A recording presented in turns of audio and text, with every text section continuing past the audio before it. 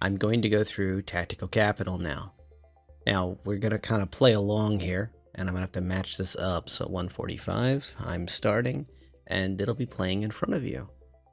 If you want to listen to the audio, you can also grab that video and kind of have them play alongside each other, I suspect. But I think why you're here is because you've already watched this video, and I think you're more interested in our input here.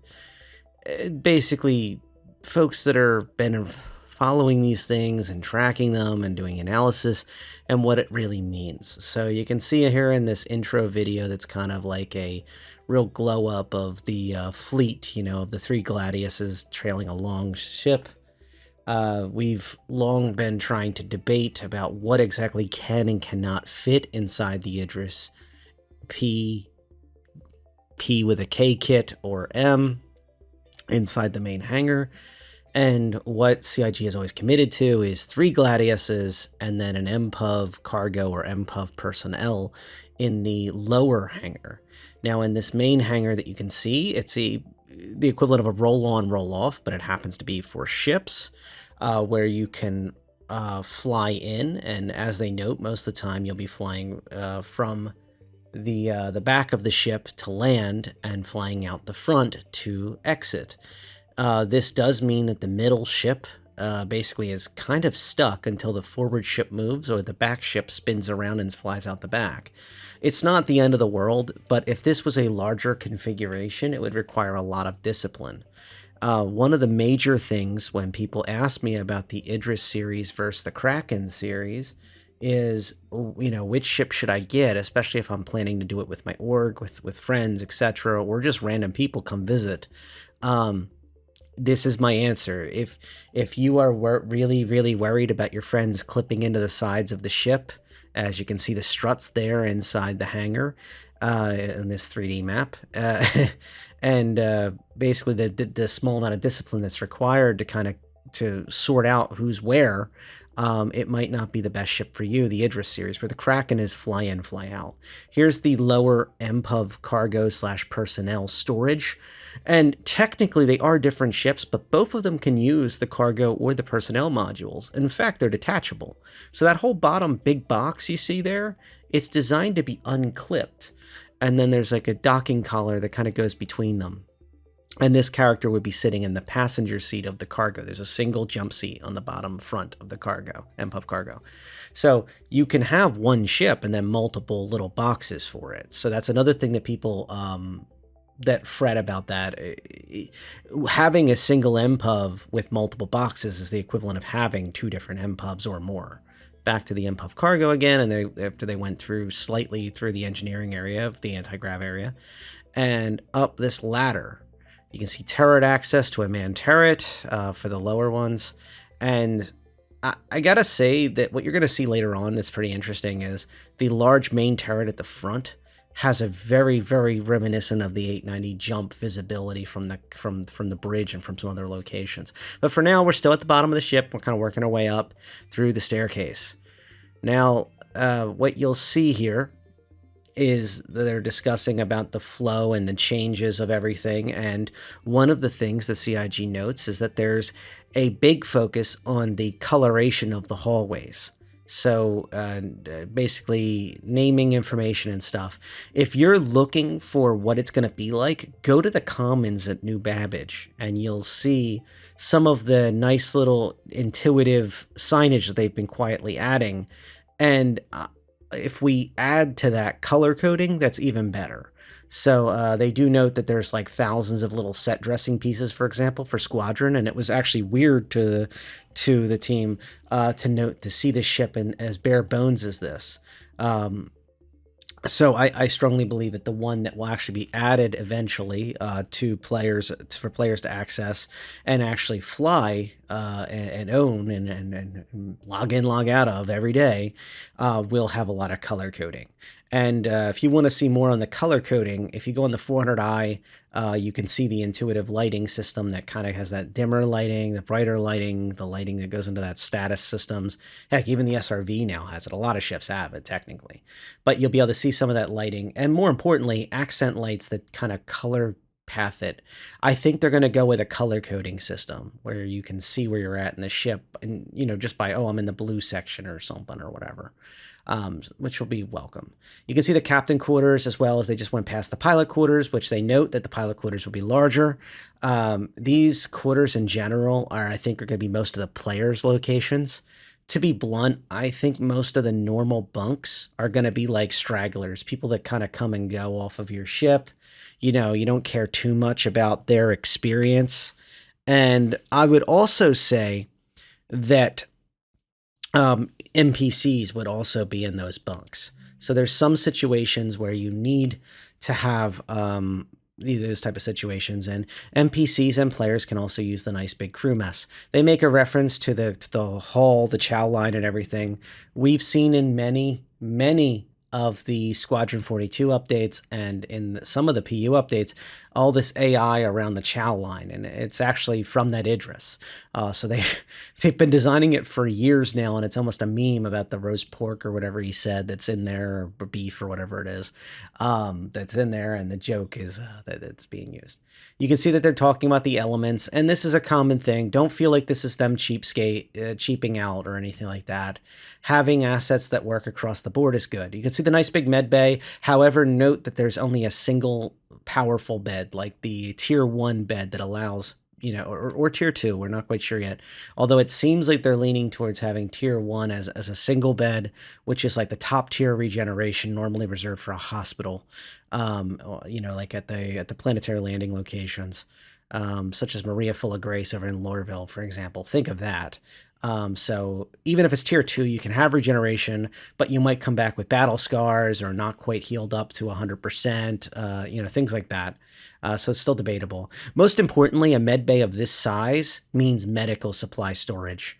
That's critical. So one of the things that Rich Tyrer, before he jumped over to Squadron, was adamant about during Death of a Spaceman, him and Chris Roberts had an interview where he was pointing out that medical supplies will be necessary for all activities. And then you can see these lower, what they call recovery beds.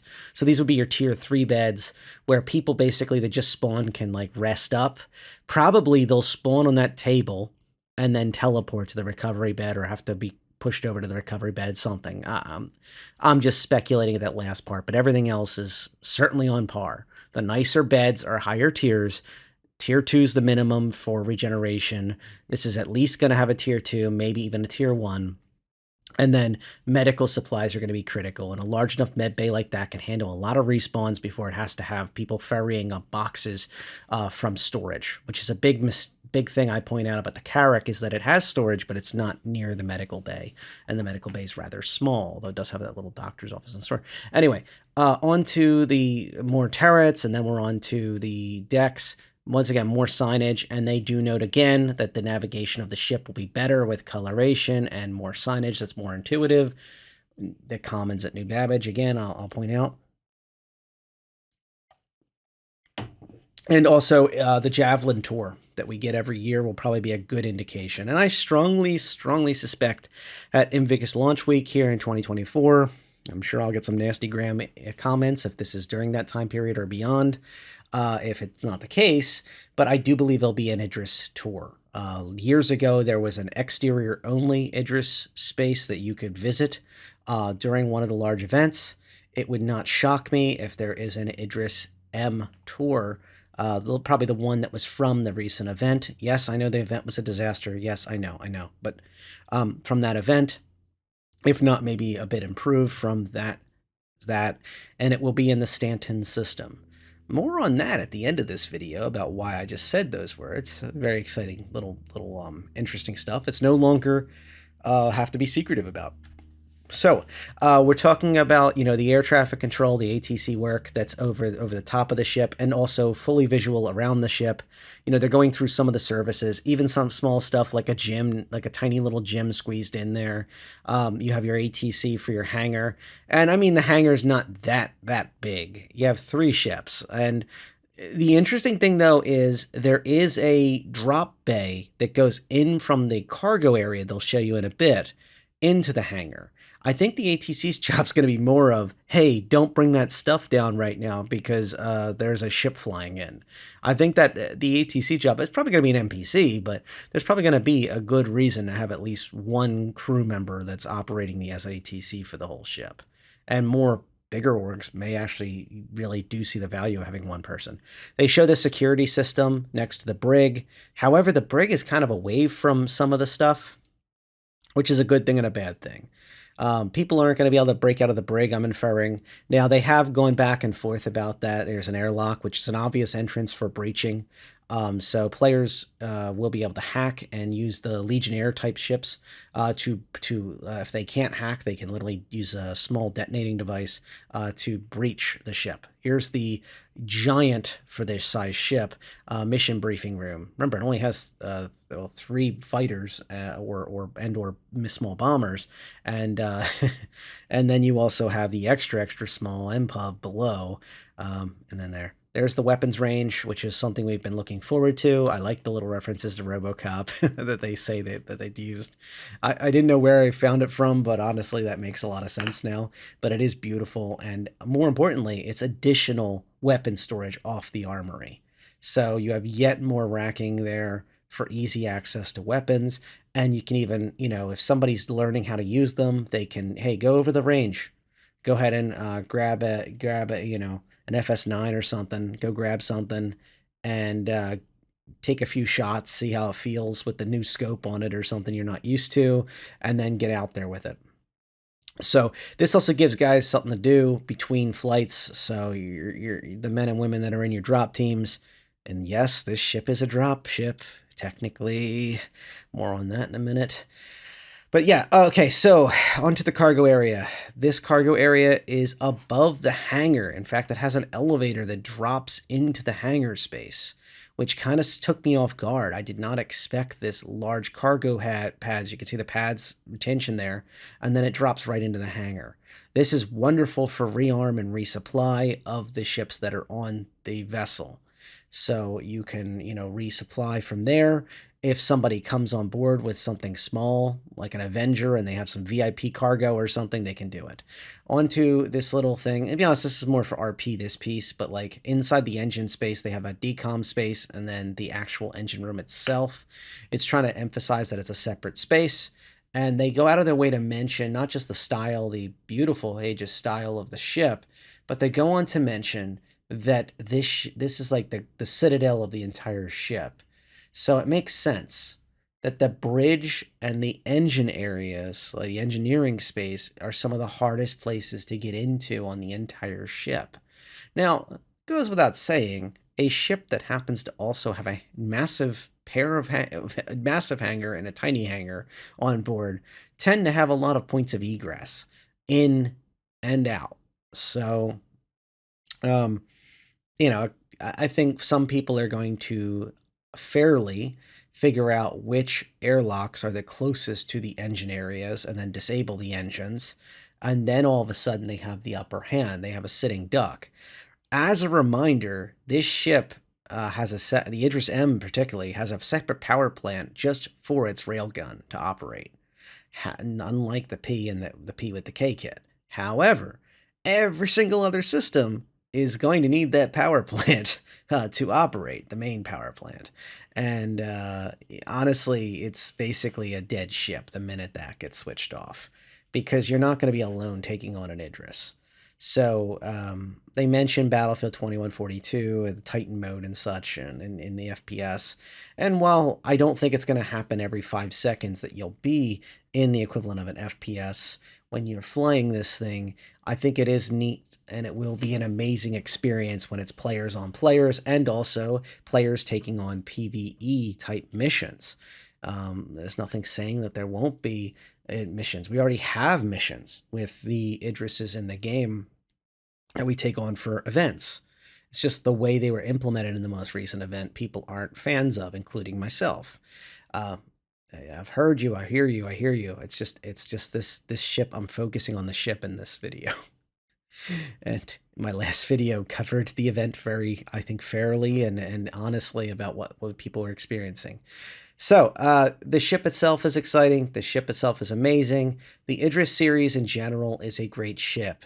And once again, is this ship for you? If you can fill it, and I mean with just a decent little bit of an organization, even a small org that has it's all in the same time zone, and then you have enough NPCs, the answer is yes.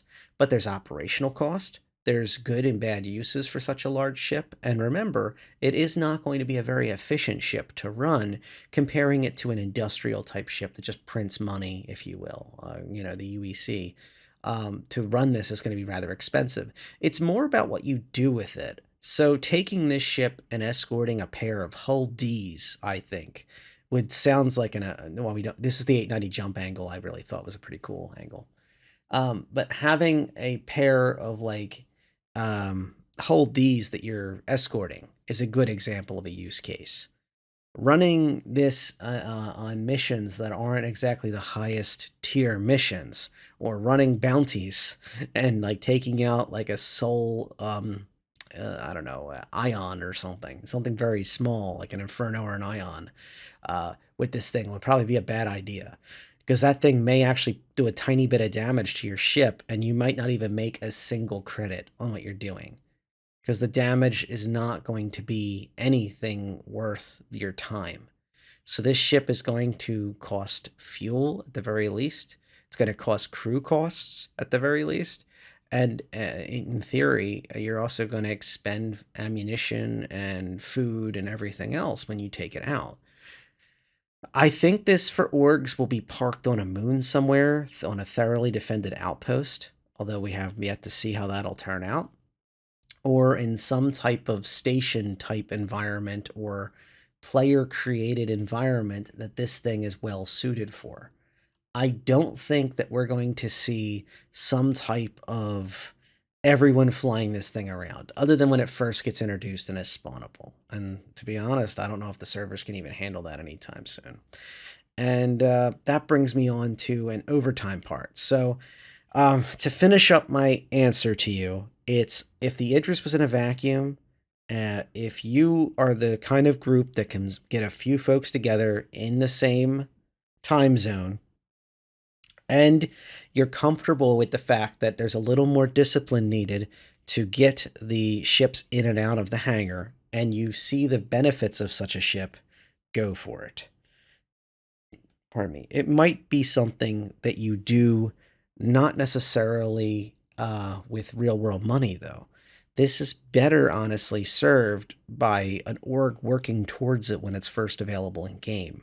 Whether they're allowed to be built or created or purchased with UEC, I don't know yet, and I don't think CIG even knows really what they want to do, especially with the cost estimates going up and ballooning dramatically. You have the 890 estimates were thrown around of like 70, 80 million UEC or something like that. So, and that's just experimental for the next patch. Hammerheads in like the 40s and 50s, for example. These are ballpark numbers, if I remember off the top of my head, from that last event, from the econ team, which we rarely hear from. And please do not scorn the econ team. It's great to see them come out of their shell and really come out and talk about these things. These are some of the critical core, the lifeblood of the game is understanding the economy, and also for fairness to the community, the backers knowing what their money's going towards. Hey, my org can or cannot swing such numbers, and granted, yes, everything's going to keep changing, but you're spending real world money. You deserve to know what you're spending it on and what it's really, so to speak, worth. How many hours of your time would it be if you didn't spend it, or you did? Well, it's more of just a shortcut. That's really all it is. Everyone is going to have these things. And I think moving on to the Idris versus the Kraken topic, this could be an entire video, but based on what we know now of the Idris, it is not as multi-role as the Kraken unless you're talking ground vehicles included. So because it has less pads to work with, and the pads are literally encased in a hangar, and you're not going to always be in combat, it may be very useful to have as an escort a Kraken, particularly the Kraken vanilla, the regular Kraken, not the Kraken privateer, because it has the auxiliary fuel tanks, the two-story auxiliary fuel tanks, instead of what the privateer enjoys, where it guts those auxiliary fuel tanks out and puts in a whole bunch of habs. And there's been a debate about how many dang habs it is. It's like 10 or 20 habs. The number jumps. The number jumps up and down based every time we hear more about the Kraken privateer. But it's safe to assume that there's probably about, let's lowball it, let's say 14 habs that are replacing the two-story fuel tanks. That is known. That's a fair estimate. Be pleasantly surprised if it's more. And those are really meant for your shopkeeps and your security staff at your shopping mall, your Kmart, your Kraken Mart. And the thing is that really when you're comparing the Idris series to the Kraken, it's really the Kraken vanilla we're always talking about. The Kraken Privateer is more of a floating space station. Because it has those extra habs and it has the services that you can sell to your friends and you can track it. There's even 2 tiers of shops. It's a completely different thing. For example, if someone dies out in the field and you have some method to have regen, whether it's parked there if you get lucky or it's a ship docked next to you, all of a sudden you have a fully floating operational base where they can spawn in, they can go back to the store market, etc. They can buy everything they want at cost, or you can track it like, 20% loyalty discounts or whatever, or just make it like 1 credit, but it just ideally will have some type of log that'll track what you buy. And you can shut it down if people are abusing the system, or you can cut them out. So you have some type of methodology. They're not just pulling it out of the case and walking away with it. Versus the Idris, which is they're pulling that out of the case. They're going over to the armory or they're going over to the range, and you have to have somebody staffing that 24/7 or an NPC that has the knowledge to be able to handle that, and they can just wander away with it. There's no like shop. So it really has to be an org mate that's flying around with you or a closely trusted friend that you're just wandering your ship. In addition, these defensive positions like the engineering space and defending the bridge, etc., they're not very defensible if you aren't able to know who's running around your ship. The Kraken has the entire ship split between public and private, particularly the Kraken Privateer. I'll give credit to them. But the Kraken itself also seems to have that same kind of methodology where there's a second set of elevators that you can lock out and you can make it so that's the crew only area versus people stopping over to get their stuff fixed in the hangar, one of the hangars, like their Buccaneer or something, or getting just rearmed, resupplied, and refueled on top, like their Tally or something. And that's it. That's it. They have some crash habs underneath that they can stop in. There's a little tram that's going back and forth versus the Idris that once they're in, they're in. I mean, there's really more of the discipline is the crew and the people you allow on board than anything else. It's more of a patrol ship. It's a controlled combat logistics vessel. And what I mean by that is it has some significant weaponry that it really needs to back up with talking the talk. Idris-P has a size 10 mount that the K kit fills with an object, the Hurston Dynamics Exodus laser beam. And you can buy that later on in game or earn it with reputation and then purchase it with credits, etc. They've gone out of their way to repeat that over and over again. All the K-Kit stuff can be bought in game, but it doesn't come with LTI. So the Idris-P does not need the K-Kit. It's, just a convenience thing.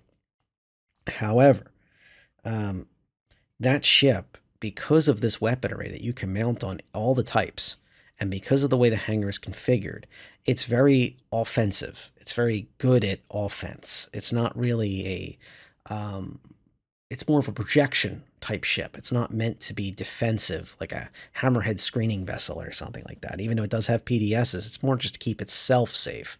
And ideally, it has a hammerhead screening it, if in a perfect world, and its little fighters screening it. And the other thing to remember about the Idris is that it has a ramp on the back hangar doors. So when those back hangar doors open, you can pop down a ramp that leads to the ground and that has VTOL capabilities.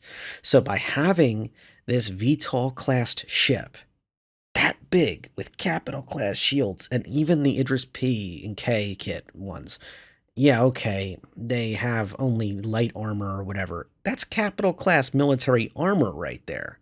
That's no joke. Just because it's less armor than the M doesn't mean it's going to be taken down by a Centurion, a lone Centurion sitting on the ground. You're going to need a certain size weaponry to even attempt to attack it. That's why I purposely picked on the Ion and the Inferno and said they could do some hurt to you, but it's not going to be much, but it might not make it worth, taking on a 50K bounty for this thing to make any money. So this ship, though, when it's taking out, say, an outpost that's on a key resource location on a moon somewhere, it will be able to bring an amazing amount of hurt from above, kick into VTOL mode, land, and just shrug off most enemy fire. You'd need specialized anti-capital weaponry to take it down. And most it'll probably be laughing at you. Pop that ramp down and roll out a whole army of ground vehicles. Because yes, if you don't have the hangar full of ships, the 3 Gladiuses or Hornets and whatnot, what you're going to find is that you have a huge space to work with. And then you have that cargo elevator from above that can bring even more stuff. And you've got a roll-on, roll-off ramp off the back. Roll-down ramp, I should say. So you can have a whole group pre-staged. And that's what I alluded to at the beginning, was the whole idea of this ship is technically the biggest drop ship, I'd argue, in the game. Because being able to just deploy down all your crews sitting in Spartans and Ursas, being able to just fly out the back will be incredible. And then you can still stay there, and you're shrugging off most missile fire, torp fire, because of the PDSs on board. And you can soften it up with your size 10. All by itself, not even counting escorts, not even counting assistants, not even counting an A2 or a couple A1s or something you send in first to soften the place up and really start bringing the numbers down.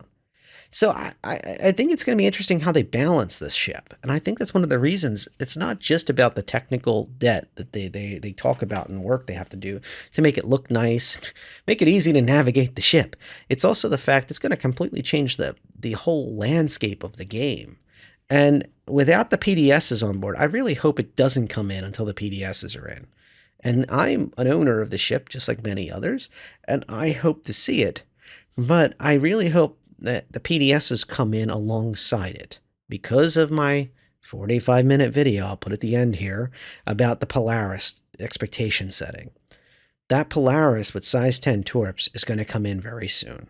And without PDSs, the Idris is going to be in an interesting predicament. But with PDSs, suddenly it is a multi-role ship that can actually go toe-to-toe with these things.